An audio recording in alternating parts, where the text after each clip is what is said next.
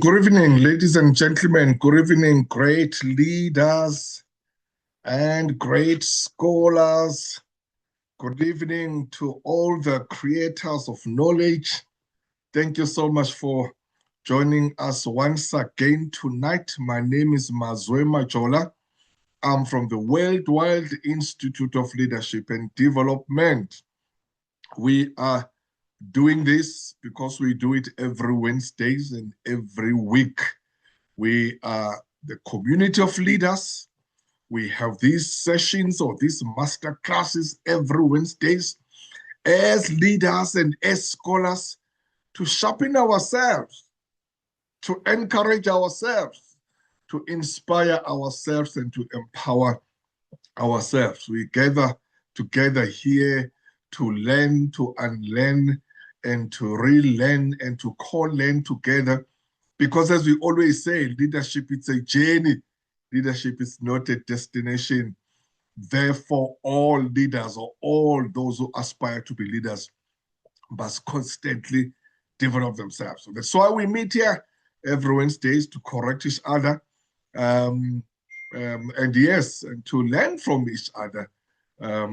We are the community of leaders from different sectors.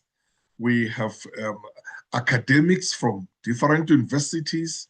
We have politicians in this platform, members of the media, executives from public sector, from private sector. We've got community leaders. We've got religious leaders.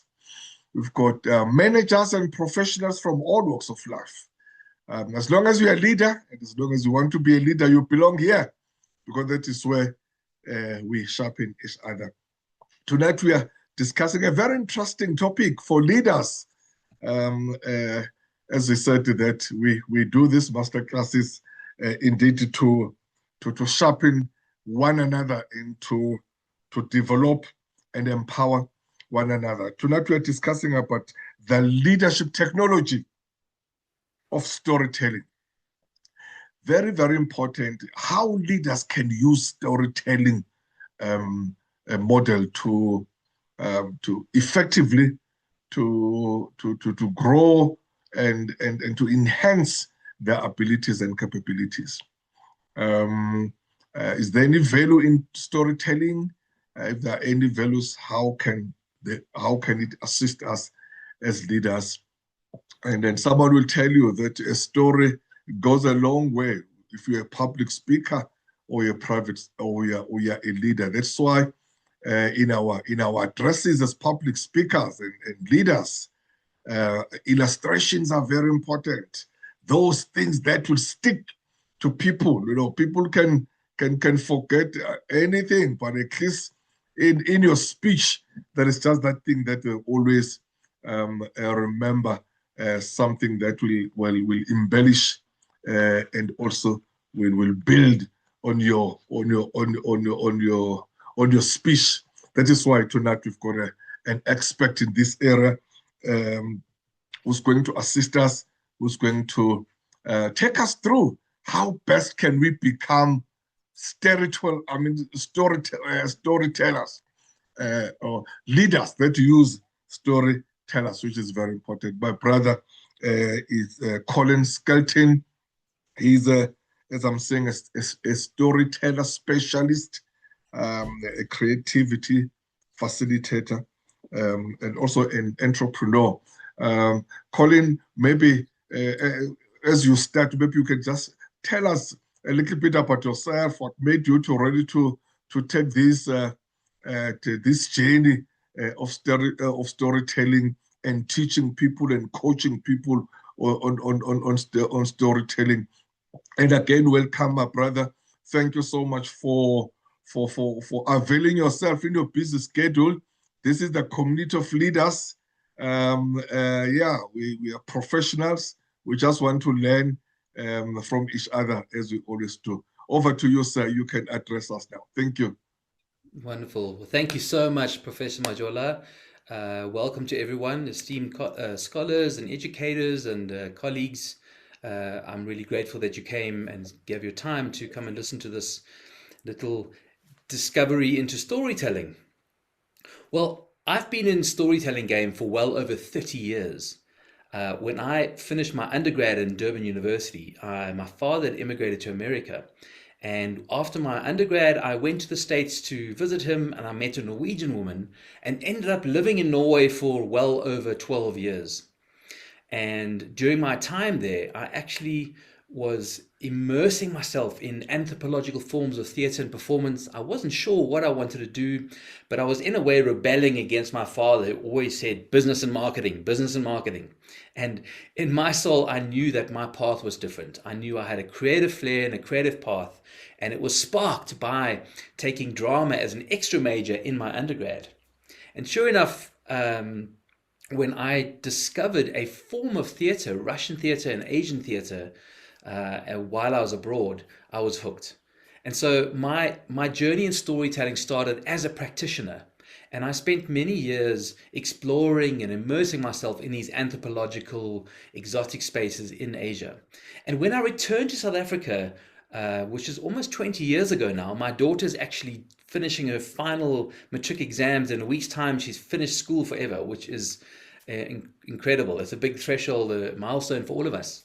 But when I returned to South Africa, it's almost 20 years ago now, I had arrived in Cape Town, and I was filled with the creative spirit of Asian theatre. I'd spent the last 8 months in Tokyo studying a form of theatre that's one of the oldest forms in the world. I was a theatre journalist, and I came back to South Africa and ready and inspired to bring this work into spaces that I hadn't really thought of yet. Now, I left South Africa during apartheid. When I came, at the end of apartheid, when I returned back, I thought that I would recognize this country, and I put my foot on the ground, and metaphorically, it wasn't the same place at all. And so I realized that I was going to be discovering South Africa anew and myself. And as I arrived in Cape Town, I needed some work. I needed to get some money coming in. I had some money, but I needed some more. And I saw an advert for a copywriter as an intern at this creative agency in Cape Town. And I thought, I can do that. I just spent the last 8 months as a journalist. And so I set up an appointment and I arrived at the agency. And the lady there greeted me. She said, "Come, welcome, welcome." And she gave me a computer and she said, "Take this computer and go and create some copy for this project we're working on. And in that way we can assess your writing." And I was great. I went and I took the computer and I sat for about an hour and I worked, and I came back to her. I was pretty happy with what I'd done. And I gave her the computer and she said to me, "Thank you. Just take a seat." And she pointed to a Pilates ball. You know those big rubber round balls where people sit? And so she said, "Sit on the ball, just take a seat while I assess your writing." So I sat on the rubber ball while she began to read. I sat on the rubber ball and began to bounce a little bit, as one does on a big rubber round ball. I sat and bounced a little bit, and then I had a little bounce that way, and then I had a little bounce that way. And while I was doing that, she was reading my copy and kind of looked over at me, and then came back to the computer and kept reading. And I was bouncing a little bit more, and then I had another bounce, and I leaned back on the and she kind of looked up at me, back at the computer, closed it, and put it down. And then she stepped forward and said, "I really like what you've written here, but you're not going to fit in here. You're too loose." And I was a bit taken back. Too loose? What does that mean? I'm like, okay, wow, I better be aware of this now. Too loose? I've been on the periphery of society and immersing myself in all these unconventional, strange, exotic ways. Maybe I need to kind of reassess how I show up, especially if I'm wanting to get work. And so I remembered that. I didn't get the gig.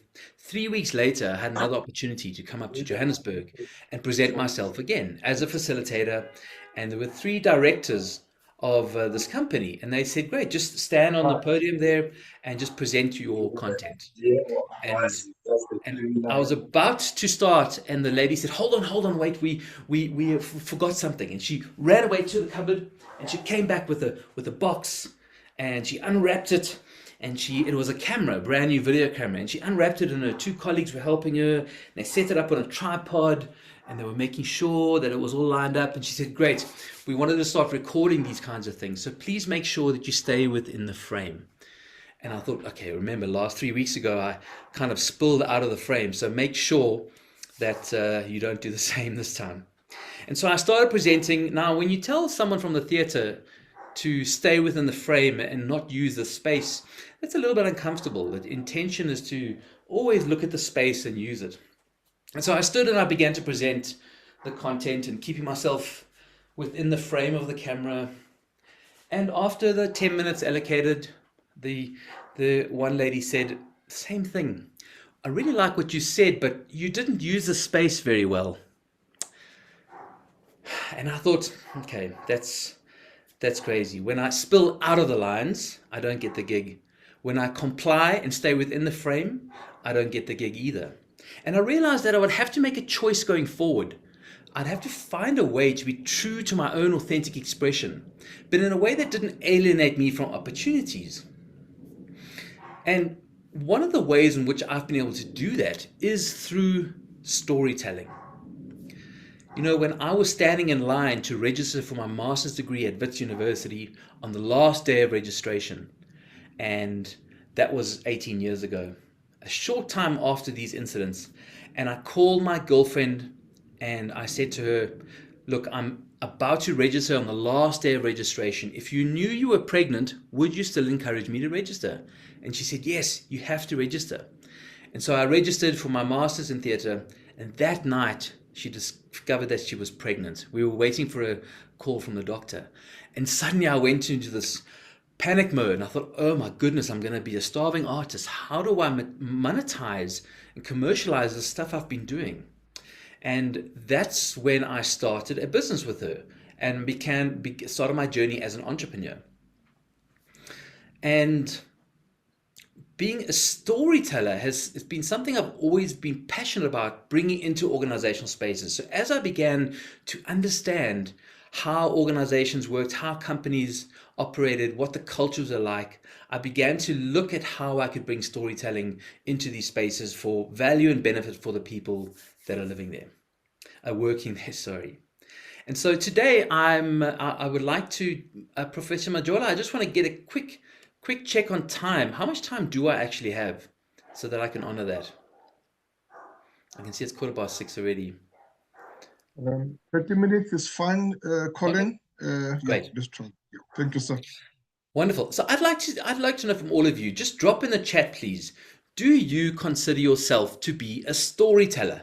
Either put yes or no in the chat. I just want to quickly have a look at the sense the room.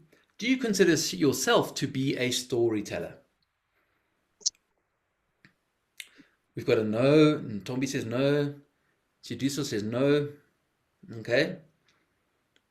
Just give 1 or 2 seconds. We've got a yes. Okay. We've got a yes, yes. Great. We've got a couple of no's. We've got a yes. We've got a yes, yes. Okay, wonderful. So good to see that some of you are, yes in childhood. Great, Nana. Fantastic.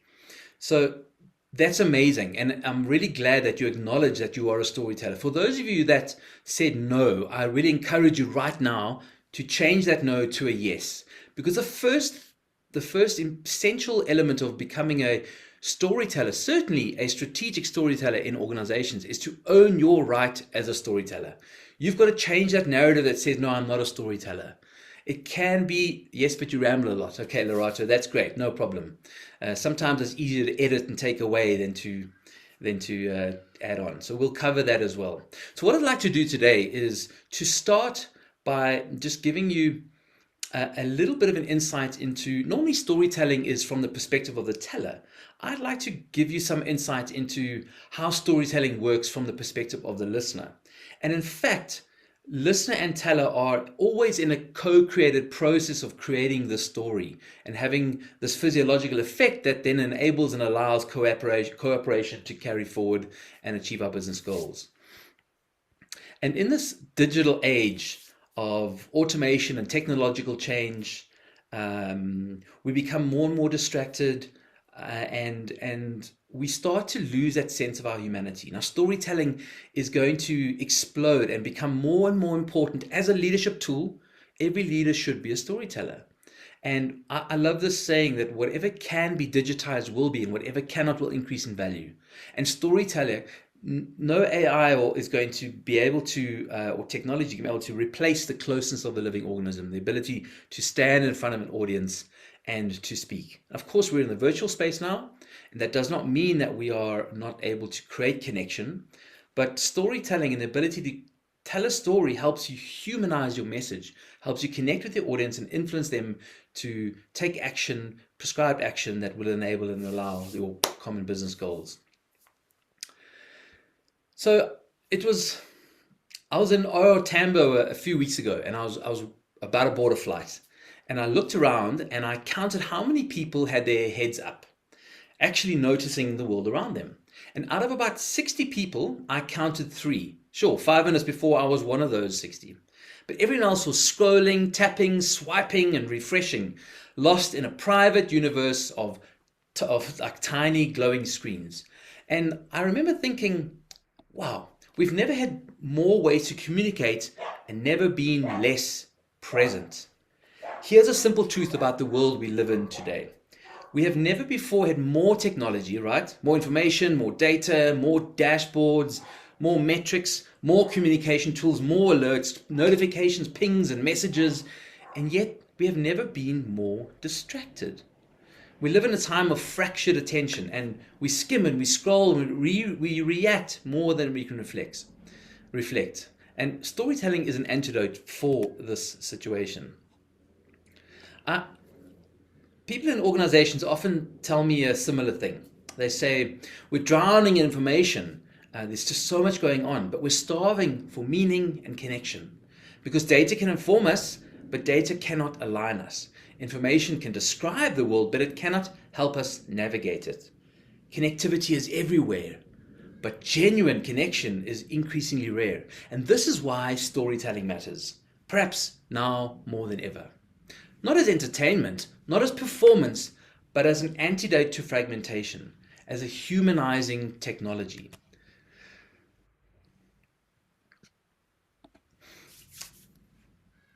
A story is like a technology for sense making, for influence, persuasion, trust even, and coordination in complex systems. So today I want to look at storytelling not as art, but as human engineering, the technology we evolved to organize ourselves and to make meaning from complexity, and to move together through uncertainty. Some of you might have read Yuval Harari's book *Sapiens*, which reminds us that humans didn't rise to the top because we were strongest or fastest. We rose because we learned to tell stories. We shared stories that allowed large groups of complete strangers to cooperate. No other species on Earth can do that. Chimps, monkeys, can coordinate in groups of maybe about 50, but humans collaborate in thousands, even millions, because we agree to step into the same imagined reality. Countries, companies, money, human rights, laws, strategies, none of these exist in nature. They only work because enough people believe in the same story. So story isn't just entertainment, although entertaining stories are wonderful, right? Story is the original human technology of coordination. It's how we organize, how we align, how we build. It's how we turn chaos into possibility. I also wanted to say, after we will look at the practical aspect of storytelling a little bit as well. I just want to speak a little bit more about one or two models that will give you some insight into the mechanism of story, and we will bring up some practical components in a bit. So before we had writing, laws, policy, frameworks, or even scientific models, we had stories. Storytelling was our original survival system, our first shared knowledge base, our technology for teaching one another how to live. Early humans didn't have databases or training materials. They had stories. Eat this plant. No, not that one. Avoid that valley. Something hunts there at night. Let me tell you what happened when someone ignored the storm clouds. Story transmitted actionable intelligence. And modern neuroscience helps us understand why it works so powerfully. Was it Jerome Bruner? He showed that the mind naturally organizes experience into narrative. It's our default mode We make sense of the world through story. Other researchers show that emotional salience, which we'll discuss in a second, determines relevance. So the brain pays attention to what matters. Social neuroscience show that shared stories create coherence, safety, belonging, and the foundations for collective action. So when I refer to storytelling as technology, I mean it literally. Story is it's a cognitive tool for turning sensory stimulus, information, sensory noise into meaning. So story is a social tool for building trust and aligning behavior. Story is also a biological tool that evolved to help us survive, coordinate, and imagine futures together. Story is our human operating system. I mean, you think about that, how incredible it is that we are able to imagine futures that don't exist yet. And we're able to align around this imagined future, the story of where we want to get to, and we can align around that in the present moment. That's really powerful. And of course, that's one of the applications for story as a leadership technology and tool, is to activate imagination and bring it into our current present ways of working and processes. Very powerful stuff, incredible. But first, I want to look a little bit about talk about emotion, because emotion really is the leverage point of human communication. And so, emotion is often misunderstood in professional spaces, right? We imagine it means being dramatic or unprofessional and has no place in the workplace. But in neuroscience, emotion is simply a relevance detector. Emotion tells the brain, hey, pay attention, this matters. So this idea of emotional salience is what makes certain experiences stand out and become memorable. It enhances attention, memory encoding, and retrieval by highlighting what's important against a background of noise. So without emotional salience, attention collapses. Without attention, connection never forms. And without connection, coordination becomes impossible. Emotion is the ignition point of the entire story loop, an idea I'll discuss in a minute or two. Great leaders are not emotional performers, they are emotional designers. I'll say that again.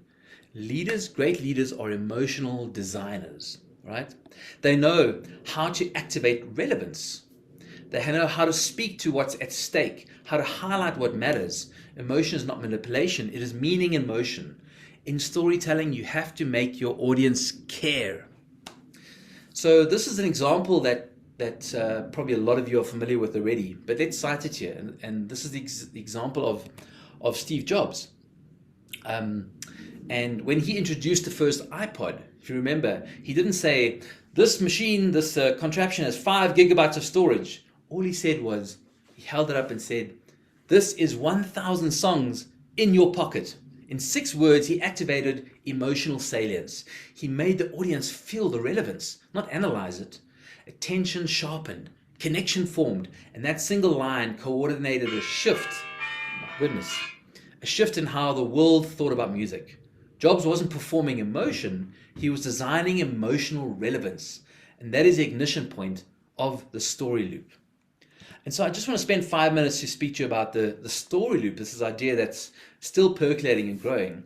And it's slightly different when we talk about it from the individual perspective to the group perspective. And so story loop is, this idea of a story loop is that it sits underneath all storytelling. This is not a neuroscience lecture or a rigid formula. It's just an integrated, evidence-informed conceptual model, I guess you can call it. And it's a simple way of describing how humans tend to process experience, especially when they're listening to a story. So most storytelling frameworks tell people how to structure a story. And the story loop tells people how listeners process a story. And it begins the moment something enters our awareness. So for individuals, just to clarify, the story loop resolves in meaning first. We make sense of what we hear, and that meaning motivates action. But in groups, the sequence reverses. Connection produces alignment, and collective people before meaning is articulated. People synchronize first and interpret afterwards. So this distinction between individual meaning making and collective coordination is one of the most important kind of insights in storytelling, I think. So before we jump into gathering, crafting, and delivering stories, 3 practical components, let's have a look at what's happening inside your listeners. And I actually have I just wanted to quickly, excuse me, change the slide because I have just something to give you a visual reference. There we go. I think you can all see that. I'll get out of the way in a second. So, you can all see that, right? So, first, there's awareness. Before conscious attention switches on, our nervous system is scanning the environment. And automatically and constantly this happens. So Daniel Kahneman, you maybe know him, calls this fast perception. This other researcher, Posner, calls it pre-attentive processing. And it's basically the brain asking, hey, what's happening around me? What do I need to notice? And this is the raw material of storytelling, the spark before the spark, as it may. Once that you with your awareness, you're aware that something's happening, then emotional salience kicks in. And this is what the brain does almost instantly. It asks, is this what I'm noticing relevant to me? This is emotional salience, right? Not about being emotional, but about tagging something as important. So another researcher, Damasio and Feldman Barrett, show that emotion is a priority signal. It's a filter that says, pay attention, this matters. So without emotional salience, nothing gets through. There needs to be an emotional hook, an emotional connection right from the outset. And once you're able to make someone care emotionally, then you have their attention. When you have someone's attention, they become susceptible to being influenced in a positive way. So once something is tagged as relevant, attention sharpens, right? And this is where dopamine comes in and other neurochemicals, and the neurochemical of anticipation and sustained focus. The attention, curiosity, and stakes help to pull the listener in. Narrative is one of the most effective structures for sustaining attention because it creates patterns the brain wants to follow. There's a physiological party that happens when we start telling stories and when we start applying some of the storytelling techniques and structures that are quite universal and making creative choices around that. The next in the story loop is connection, right? When attention aligns and emotional resonance is shared, something remarkable happens. Our nervous systems begin to synchronize. Uri Hassan calls this neural coupling. The listener's brain begins to mirror the storyteller's brain. Our mirror neurons are activated. You might have heard of mirror neurons, which is quite amazing. Your brain doesn't know the difference, or my brain as well, doesn't know the difference between what's imagined and what's real. So when we start telling a story and we embed details into that story strategically, our brains fire up and we start imagining what you're imagining, what you're talking about. We are literally at your disposal. We are susceptible to being influenced. And it's a really, really powerful, powerful thing. So this is also called resonance. We were vibrating at a similar frequency. I think Daniel Siegel will refer to it as resonance. Also Jenny Whitlaw, who's an amazing, one of my favorite researchers. And so this is connection, when there's a synchronicity. It's a biological relational moment where two people align in attention and emotion. And there's another neurotransmitter called oxytocin, which some of you might have heard of as well. So yes, dopamine makes you focus. It grabs your attention. Your memory increases. Oxytocin is the love hormone. When you hug someone for a long time, streams of oxytocin are released into both people. Same with when we tell stories. When I tell a story, and it's not all stories, but when there's a connecting story, it has themes about life that are relatable and universal, and it releases oxytocin in my system and in the listener system. And oxytocin is the bonding, connecting hormone. So when oxytocin was released through storytelling, we suddenly become more connected. We trust the message of the teller, and we become connected with everyone else as well. As opposed to starting with facts and figures and this doomsday and a different approach, which doesn't release anything but the opposite hormones like adrenaline or cortisol, and that spikes. And so suddenly our thinking becomes narrowed. We aren't creative. We aren't connecting. We aren't building the dots. We are unable to make sense of and make meaning of what's going on. And so storytelling is this beautiful way of bringing people to the place that's most conducive for the work that needs to be done. So when we connected, then connection opens the door to coordination. And so coordination is behavioral alignment. And so we're moving together towards the same understanding, the same intention, or the same future.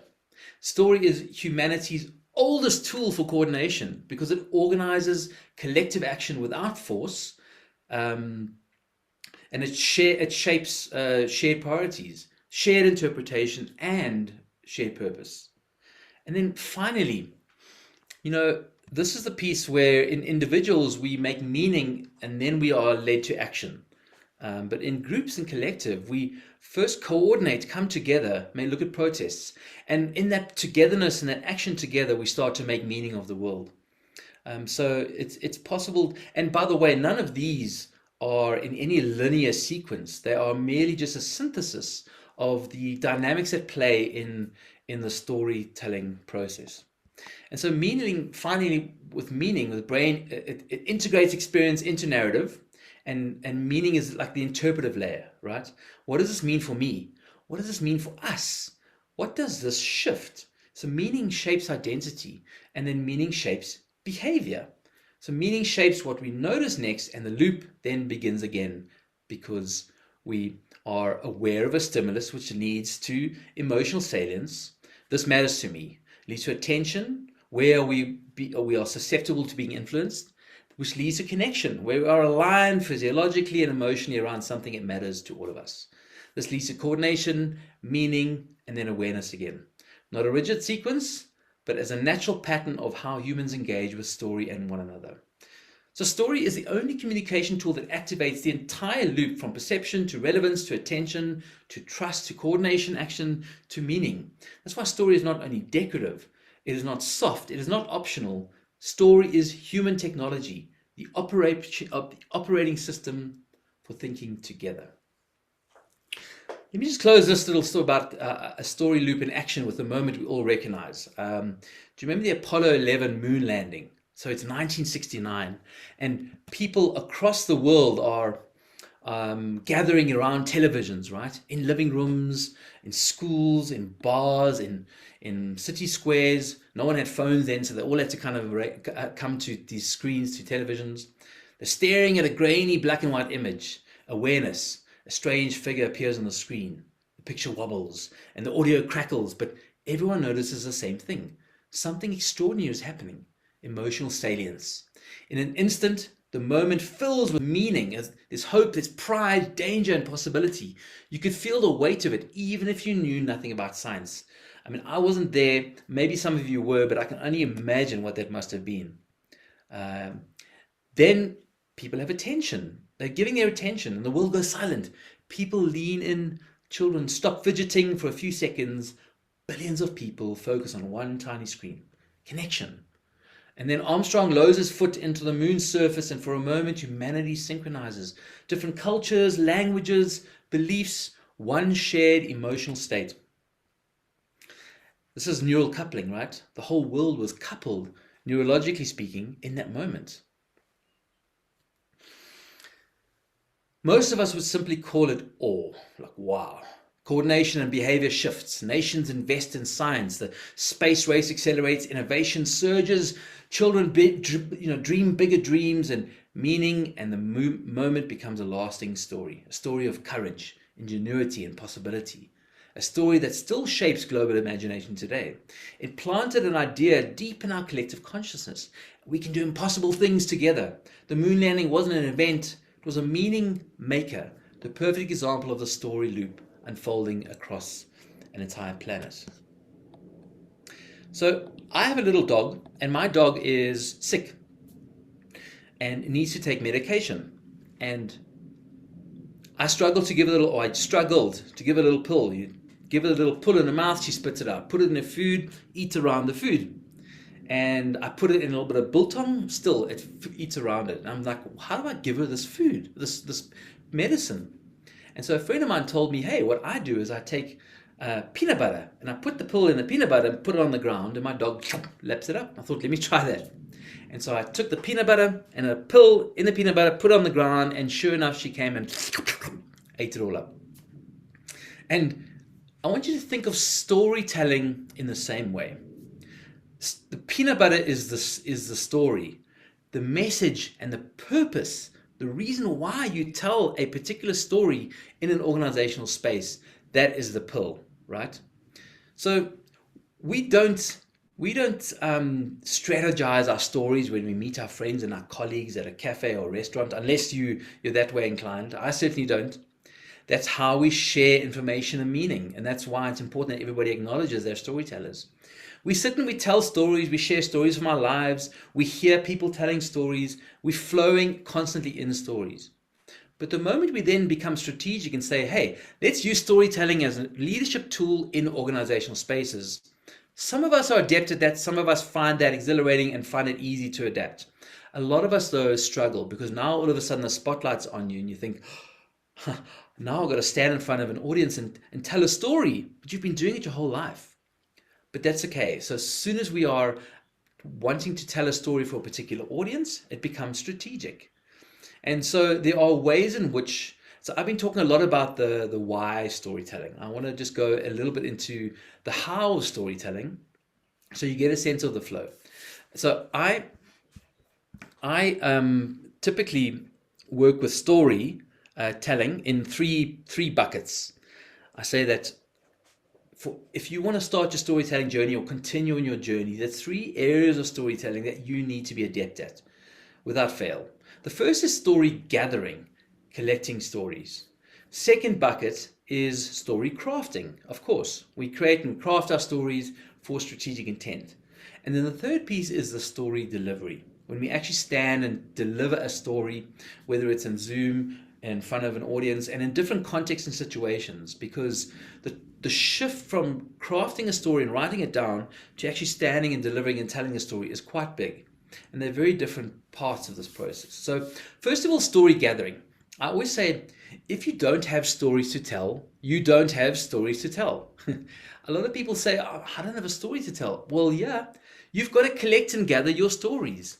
And they go, where do I find stories? Well, the good news is that your life is full of stories. Your life, just because your life is your life, a lot of people see it as not worth telling, insignificant. No one wants to hear my stories, but that's simply not true. Another fallacy is that our stories have to be big and epic and tragic, and that's not true either. Even the smallest little moments can convey a message. Remember the peanut butter and the pill? Simple message I wanted you to have. It's just a everyday occurrence. It's like fish swim in water. They don't know they're swimming in water. In the same way, humans swim in water in stories all the time. So we need to gather the stories from our lives. I say start with the stories that we already know, that are closest to us, stories of our lives that we have lived. Every single experience in your life registers in your nervous system. If I say to you now, remember the very first time, maybe I'll say this, your very first kiss. I wonder how many of you now are going, your memory's going straight into that moment, your first kiss. And I certainly am. The thing is that you weren't thinking about that, but as soon as I prompted you into that moment, boom, you have a story available. So the story gathering piece is really important. In fact, story gathering, this idea of Ursula Le Guin, I won't go into detail about it, but this idea of that the receptacle, the carrier bag, was the first cultural invention to collect and gather roots and shoots and all these types of foods that supported community gathering around the fire. That was the first cultural invention. Not the spear that went out and killed the animals and the bison and the mammoths. That wasn't the first cultural invention. That was enabled by the gathering. In the same way, we need to gather and collect our stories. Okay, so where the source of stories? Your memory. You can plot people, places. You can, if I took your phone now, what I would do in workshops in person is objects is a great way. Or you take your phone and your camera and just go and then stick your finger on the first photo that comes up, and oh wow, and guaranteed you'll probably have a story to tell from that moment. So don't judge the stories or the memories that pop up and say, oh, this is not a story, it's half-baked. That's fine. Collect it, gather it, write it down somewhere on a journal, on a piece of paper, give it a name. so that you can come back to it later. You may not know why that story is relevant or if it is, but when you go into the strategic process, you'll be able to see whether the story is aligned for your audience that you're speaking to, for your particular business intent and goal. Okay. Of course, the sources of your stories are not only your personal life. You can collect and gather testimonials, case studies. Often organizations forget to gather the value that they've derived for an organization, and then they don't have that story to tell. But nonetheless, story is about being aware of the stories in your system. When you start to realize and see, wow, my life's full of stories all the time, and there's stories around us all the time, but when you start to notice and be aware of the story that you're in right now, you won't unsee it. Then you'll go like, wow, stories are here all the time. We live in a story. Most of us work to derive value for our clients and customers, to move for our that's for our staff, for our employees. We want to move from a current state to a more desirable state. And the story is about moving from a place which is stuck to a place that is flowing often.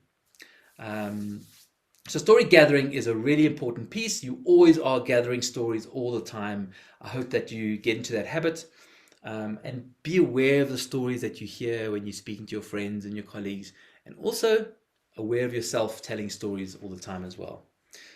So the story gathering. Let's move into story crafting. Now, some of you probably are aware of The Hero's Journey, which is Joseph Campbell in 1959. He published The Hero's Journey, which is a seminal piece of work.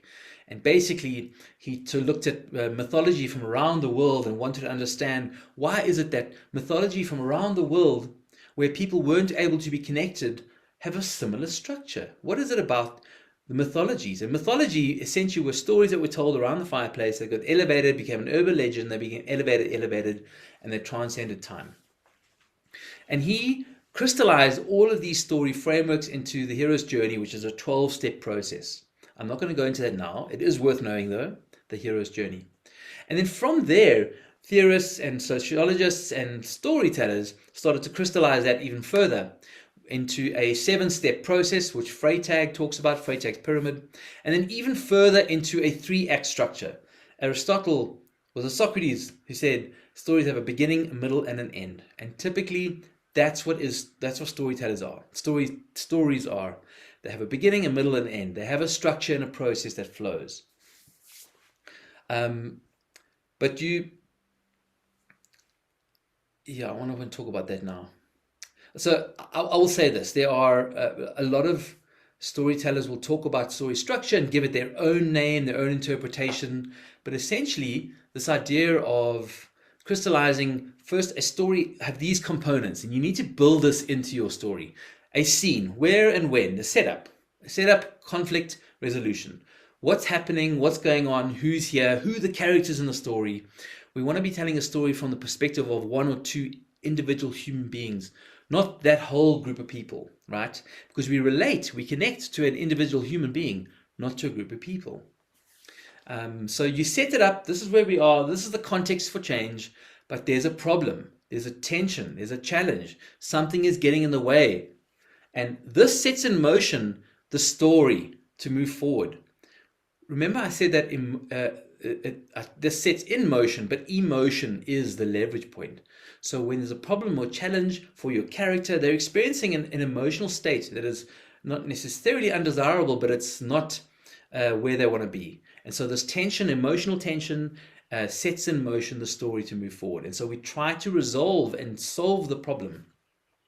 And at some point, the problem that we're trying to resolve gets resolved. Something happens, we meet a good product, it's resolved by some solution someone brings about, you try something and it works, something in the world provides relief for that problem, and it changes. So your character changes again and their emotional state shifts. And so that becomes the resolution. So stories always have this structure, and the emotional journey of your character gives shape to the story. That's important to remember. So story structure in your beginning of your storytelling journey, it is important to know and to be familiar with, but you're not going to be, essentially and eventually it just becomes second nature, because it's a rhythm. The story is a rhythm that you sense and you feel, not something that you analyze and have to, that's not objective of crafting. And crafting is to support and help you uh, bring about a story that you can deliver that delights and impacts and creates emotional connection with the audience. But yeah, the technical aspect of storytelling is important, but it is not the objective. And then finally, the delivery piece. Your body, this, I come from the theater, and we know this well in theater, that the body is the primary storytelling instrument. This is how we find expression. This is how we make creative choices for how we speak. Can we emphasize something that's important by a whisper? Or can we find range and tonality difference in the way we deliver the story? And sometimes we can be speaking really quickly and there's something really exciting happening, and other times it slows down and we align with the emotional tempo of the way we're delivering the story. We take our listeners on a journey. And this obviously is a practice and a skill and a technique that you can become better at. The one thing I realized from theater is that we spend years and years shedding layers of inhibition. And in a way, in your storytelling journey, the best way to shed those layers of inhibition is to practice your story. But storytelling doesn't stop when you start telling it. It needs to be iterated over and over again. When I lived in Norway, there was a beautiful man by the name of Mehdi, and he was a refugee from Iraq. And Mehdi just escaped from his life, the government out to get him, but he was an incredibly talented painter. And so Mehdi would, I actually forgot to just change that little slide quickly. But Mehdi would paint all day long. And one day I went to visit him and he invited me in and he said, "Come and paint." And I sat down and he gave me some paint and a canvas, and I threw some paint on the canvas and I began to kind of mess around. I didn't know what I was doing. And Mehdi came and he went, "Look there, there's a woman." And sure enough, in the white of the canvas, there was a woman's face appearing. And so I was like, wow, that's so cool. And I began to paint around her face and I wanted to preserve her. And after about 20 minutes, Mehdi came up again and he said, "Let me help you." And I was like, wow, he's going to make it a masterpiece. And he took the paintbrush and he went, "There you go." And I was a little bit shocked. I was like, and then I realized immediately what he had done. He had liberated me from my agenda for it to be a certain way and allowed for something new to emerge. And the same way with our stories and our storytelling. They're always, you want to find a way to let them breathe, make them authentic, feel them yourself, and let them change and shift organically all the time. And this is the process with storytelling. And then the last thing I want to say is often storytelling, yes, it's about standing in front of an audience and delivering a message with a strategic intent and asking, how can my story serve my audience? Yes, and we can create visions of the future together. But storytelling is also an incredibly powerful cultural building tool. When you get people together in an organization and sit and have a story circle as opposed to a meeting, people tell stories from inside the system. It can be facilitated. There's so much information and meaning and content that surfaces up through those stories that you can harvest and capture. So not only are people connecting your organization within the organization, they're feeling connected and telling stories and sharing, they're surfacing and surfacing important knowledge and information that you otherwise wouldn't be privy to. And in this way, storytelling can also become a beautiful culture building tool to help your organization grow and breathe and move into the future that you desire. So I see it's 10 to now, Professor, and I'm going to leave it at that. Thank you for listening to me. I hope that there was something there that sparked your curiosity a bit more. Any questions, Professor Majola? Thank you very much, Colin. Thank you very much. Very informative. Thanks a lot, ladies and gentlemen. We can now ask questions to Colin. Thank you. Yeah, but you can do that before we can ask question as our culture. Why don't you just grab that icon down there that's showing some appreciation. All of you want to say different as we are clapping hands and appreciating Colin for this insightful and informative presentation. Thank you so much. So those who are not, those who I don't have, it means that in their machines they don't have they don't have those that react icon that is down there in your machine to show some appreciation. But thank you so much. We really appreciate that, Colin. As my colleagues are coming with questions, let me just ask Sonia, and I appreciate it.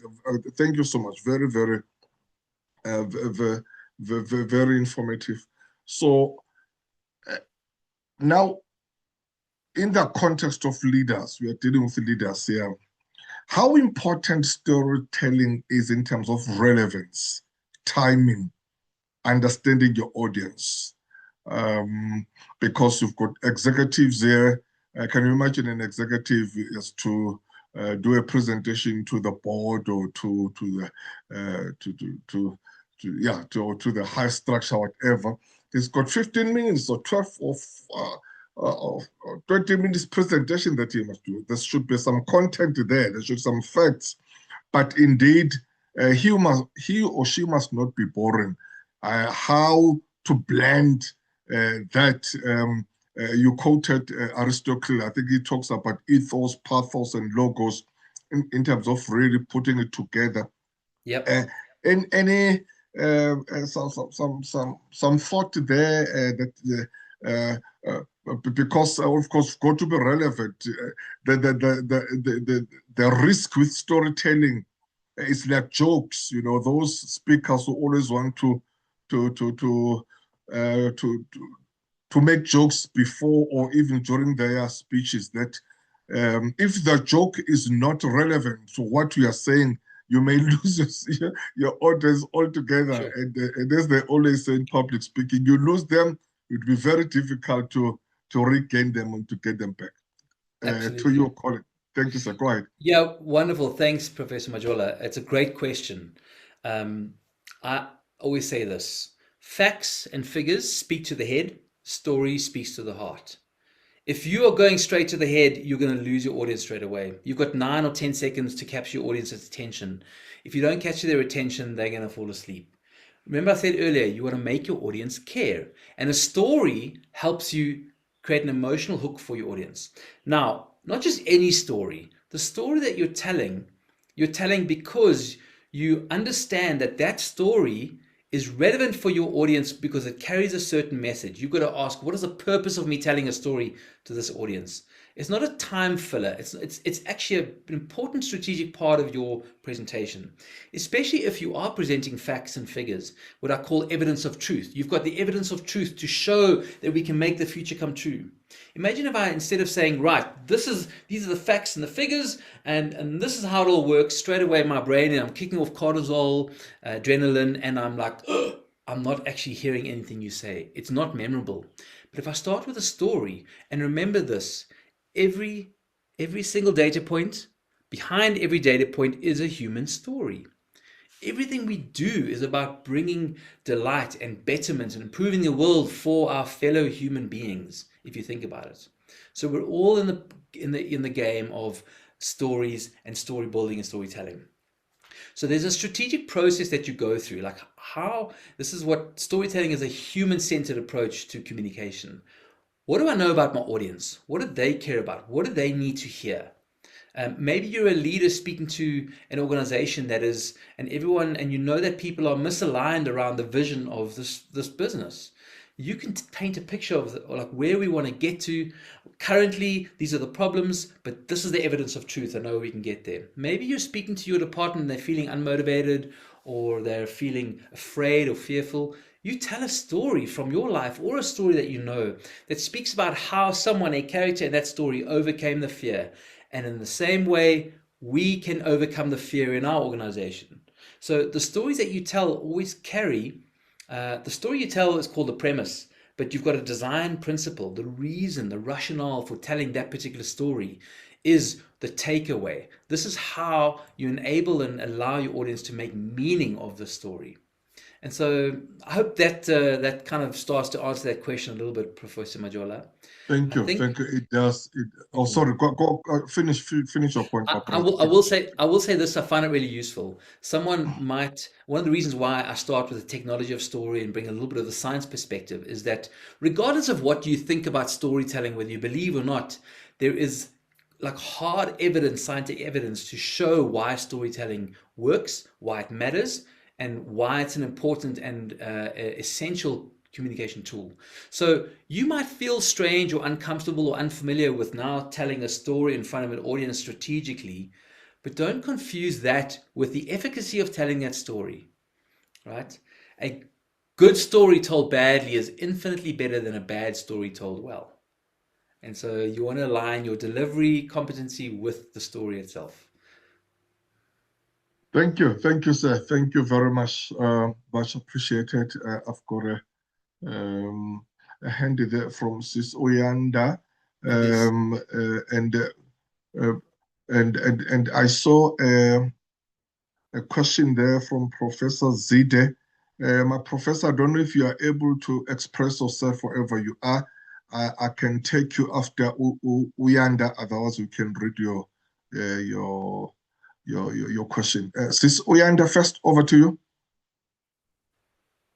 Hi, thank you, Prof. Through you. I'd like to thank Colin for sharing his view on storytelling. I listened to it from a perspective of strategic foresight, because when we talk strategic foresight within academia, when we're creating strategy, we are looking at environmental scanning, we're doing trends analysis, and we're also doing scenario planning in terms of horizons. I don't know how many people are in strategic development. So sometimes you have to imagine futures that don't exist. So I found value in terms of how I can gather horizon one, which is where you are at the moment or where the organization is at the moment. Then you have horizon three, which are the imagined futures that don't exist, which then I could apply this type of storytelling in terms of gathering the information of what exists and crafting the futures, which is horizon three. And then you deliver them through horizon two, which moves you from where you are as an organization now, going into these imagined futures, which you're trying to build for the organization based on the trends, the risk mitigation, and so forth. And some of these things don't exist when you talk strategic foresight. So I find this in particular valuable, and I wanted to thank you for that. Thank you so much. Yeah. Beautiful. Thank Thank you. you. Thank you. Thanks, Sis Oyanda. Thank you. My professor, are you able to talk even if you don't show your video? And after that, I saw a question from Zimele. Zimele, today I'll also like you to express yourself if you are able. Otherwise, we can read your question. Over to you, my professor. Go ahead. Okay. Thank you very much, my professor, and thank you very much, Colin. This was a very informative presentation. I heard you earlier on talking about anthropology, and I said, wow, this is something that is very close to my heart, because I'm also an anthropologist by training. But having said that, though, from a strategic leadership perspective, how do you align storytelling to neuro-linguistic programming? Because when you look at neuro-linguistic programming, you actually looking at three things. Neuro referring to your thinking process. And then, of course, the linguistic aspect, it's your use of words in storytelling, and programming, the behavioral aspect. And so when you put all these together from a strategic leadership perspective, how do you align these, Colin? Because you earlier on stated that in order, people tend to forget facts but do remember stories. And I fully agree with that. But just create a scenario of aligning what I've said to strategic leadership and storytelling. Thank you very much, my professor. Okay, wonderful. Let me start right at the end of your sentence. Like, the facts are important, but if you embed your facts in a story, it makes it more memorable. People remember the story, and therefore they will remember the facts. In terms of neuro-linguistic programming, I'm not an expert in that, but what I do know about it is that it's all about rapport, creating a resonance and a connection with your audience. And so in storytelling, you have a whole lot of creative choices you can make when you deliver and tell a story. One of the things that people often do, or they forget to do when telling stories, is to describe the emotional state of the current situation of your character right now. He's feeling frustrated and really like angry because he couldn't achieve this. And then there's a solution, and then they don't describe the emotional state afterwards. But now they're feeling satisfied and so happy that they were able to solve that problem. And so what that does is it creates an arc from your emotional state before to the emotional state afterwards. And you're using particular descriptive detail, words that will allow your listener to plant themselves into that story and imagine themselves as the character that's finding a solution to a problem that they also have. And the reason you're telling that story is because you know that they have a similar problem. And so the stories you tell are human-centered.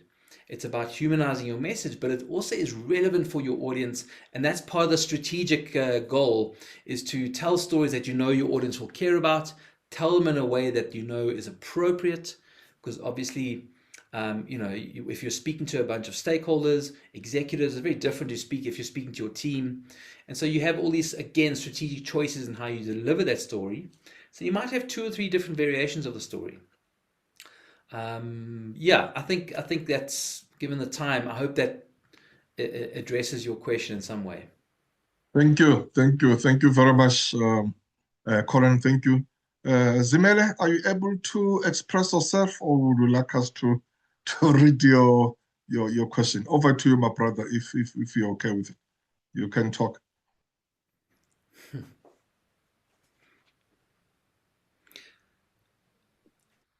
Prof. Majola, maybe Zimele, are you able to express yourself? Okay, let me. So you've just muted yourself, Prof. Thank you. You know the age. Let me read his. I saw. I've got it here, Professor. So You got it, Zabela yeah. was asking, what are the key things that you should avoid when telling a story? Great question. Yes, that's one. Yeah, go ahead, my brother. So first of all, the stories you tell need to be true. You can't just make up a story. If you're making up a story, then you've got to be explicit about that. So if you're telling stories from your own lives, like, wonderful, let them be true. Yes, you have creative license to embellish, but let them be true. Another thing is problem that an issue is when people become so engrossed in their story that they drag it on and on and on. It's like someone said earlier, that they ramble. It's really important in your strategic crafting is that you make sure that your story, remember, your story is there to serve your audience, not to indulge yourself. So you've got to practice it and make sure that the timing is aligned with the context where you're speaking at, with the type of attention that your audience have. So when you're just telling a story without being attentive in the moment to your audience, that's bad, because then you're not creating alignment for them. Okay, those are 2 like really important off the cuff pitfalls to avoid. And of course, then making sure that your story is aligned with your audience. Is that something they will care about? That's really important too. Thank you, sir. Let me just check in the chat. My brother, the Abel, saying, thank you, Colin. This was brilliant. I found that in sales presentations, it's always the story that hooks the client long before the product details do. The story touches the heart, and that emotional connection is what drives the buying decision. Yep. Thanks for reminding us the power of the story. Thanks, Abel. If I could speak to that for a second, that's exactly right. our emotions are predispositions for actions. And so that's what, like, snaky salesmen always get you hooked emotionally, and then you buy, and then after you think, why did I buy? Like, huh? And so the type of story you tell in a sales and marketing situation is called a value story. So I don't try and sell you the features and benefits of this object as a glass. I don't sell you the features and benefits that it's transparent, you can hold something in. What I sell you is the value, that this is going to enable you to feel hydrated, and therefore you will be able to have social interactions with your friends and family. And so you're absolutely right. The storytelling in sales is a wonderful technique.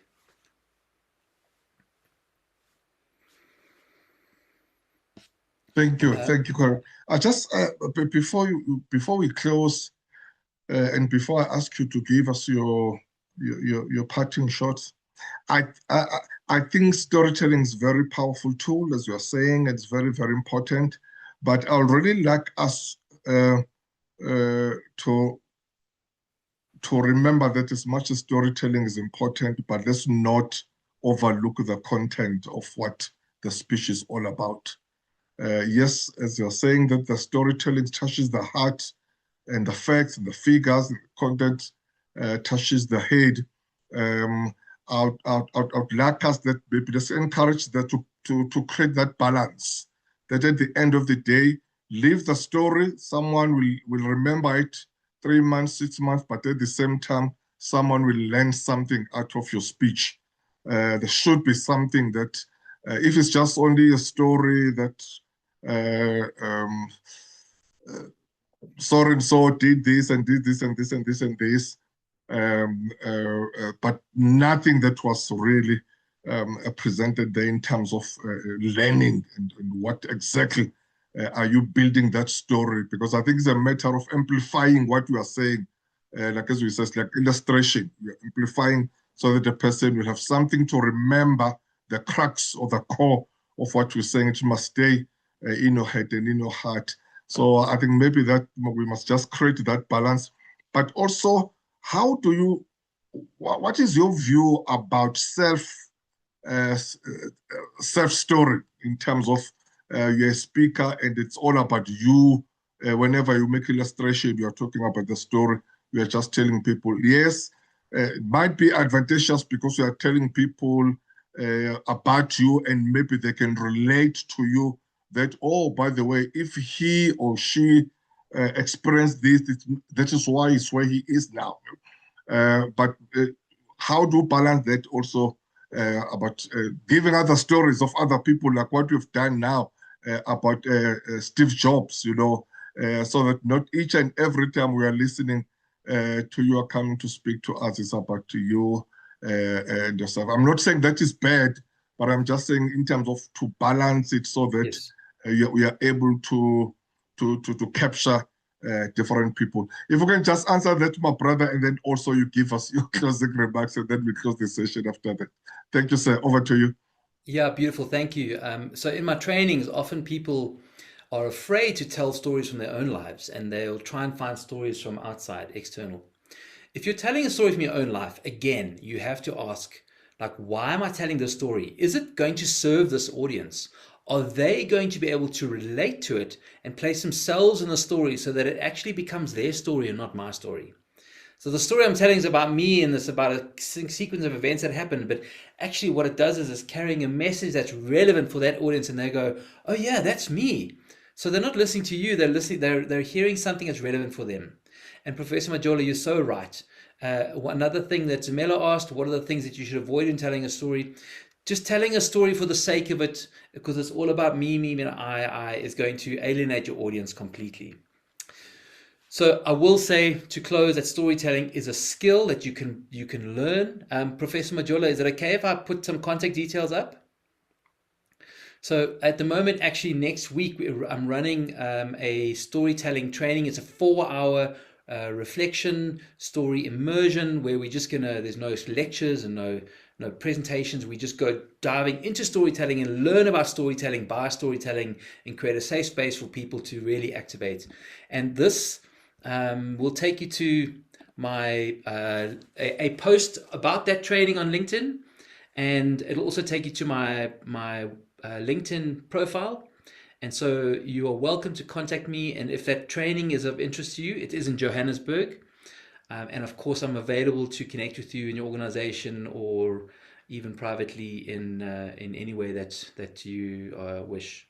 So thank you so much for this opportunity. I'm really grateful, and I hope that you realize that storytelling is one of those ways of connecting and humanizing our message that we are so much going to need in the future to bring about the futures that we desire and can imagine and overcome the challenge that we have now. So thank you, everyone. I wish you and bid you be well. Thank you, Professor Majola. I'm really grateful. Thank you very much. Thank you very much, Colin. Thank you so much, my brother, for your time. This was very, very insightful. I mean, this was very informative. We need this. And actually, I would engage you because even if we can arrange a workshop for our platform or for our colleagues, sometimes in the near future, just a workshop so that we can take us through, because obviously with the time that you were giving, it was not enough, but maybe giving more time where people can really engage you and ask questions would be very beneficial. So thank you. But ladies and gentlemen, if you are available, please do attend the training that Colin is talking about. As you know, we are here to empower each other, to inspire each other. We are here to develop each other because great leaders constantly develop themselves. That is why we have these master classes where we learn from each other. So thank you so much, Colin. We've learned a lot from you and you've inspired us a lot. So when we go back, I'm sure our colleagues will be crafting and creating or gathering the stories and crafting the stories. And I like what you are saying is a skill. It's something that obviously you start rambling and then come to a stage where you know how to read the audience, which kind of a story you can use for this audience, and how to use it within your speech, whether it's something that you say it in your introduction just to capture their attention, or in the middle, or maybe something when you are landing or when you are in your conclusion and you just close with it. So it's a matter of learning and the skill as you do. The more you do it, the more you'll be able to master it. Thank you. Ladies and gentlemen, thank you so much for joining us tonight, especially those who've joined us for the first time. We meet every Wednesdays. Please do join us again next week. We'll be having another super bumper masterclass with another powerful speaker that we'll be having next week, as we always do here. So please do join us. The details really are the same. The one that you used is the same. Login details are just the same. Everything is the same. So thank you so much. The session is adjourned now until we meet again next week, Wednesday. May God bless you, and may God bless our Africa. Africa. Thank you, and God bless you. Bye. Bye-bye.